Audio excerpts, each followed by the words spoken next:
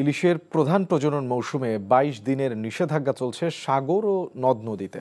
নিষেধাজ্ঞা বাস্তবায়নে প্রতিদিনই পদ্মা, মেঘনায় নৌ পুলিশ, মৎস্য বিভাগ ও কোস্ট গার্ডের যৌথ অভিযান চলছে। এরপরও কিছু জেলে প্রশাসনের চোখ ফাঁকি দিয়ে ইলিশ শিকারে নামছে। এদিকে এখনও অসংখ্য নিবন্ধিত জেলে সরকারি খাদ্য সহায়তা পাননি। তার উপর আবার নতুন দুশ্চিন্তায় এনজিও কিস্তি পরিশোধের চাপ। জেলা প্রশাসন অবশ্য জানিয়েছে, নিষেধাজ্ঞার সময়ে জেলেদের বাড়ি বা এলাকায় গিয়ে এনজিও কিস্তি আদায় করতে পারবে না। দর্শক, যাচ্ছি চাঁদপুরে, সেখানে আছেন সহকর্মী শরীফুল ইসলাম। আর শরীফ, ইলিশ ধরার নিষেধাজ্ঞায় প্রশাসনের তৎপরতা কেমন দেখছেন? আর এছাড়াও জানাবেন যে জেলে পরিবার খাদ্য সহায়তা কতটা পেয়েছে? ৪ অক্টোবর থেকে শুরু হয়েছে মা ইলিশ রক্ষা অভিযান।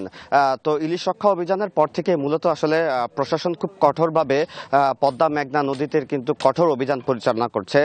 মৎস্য অফিস, কোস্টগার্ড, নৌ পুলিশ তারা যৌথভাবে কিন্তু অভিযান পরিচালনা করে আসছে।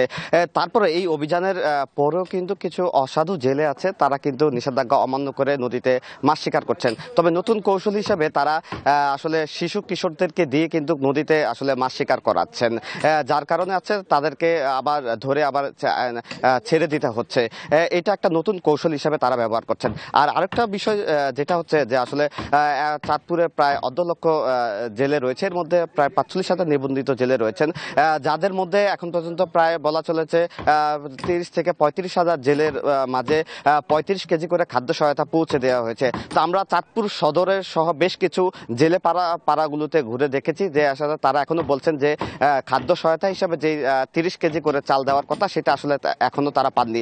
তার উপরে আবার তাদের আরেকটা দুশ্চিন্তা যে ভাঁজ, সেটা হচ্ছে তারা যে ধার দেনা এবং কিস্তি যেটা নিয়ে তারা আসলে মূলত চলছেন, সেই কিস্তির এনজিও লোকজন কিন্তু তাদেরকে আসলে চাপ প্রয়োগ করছেন টাকা দেওয়ার জন্য।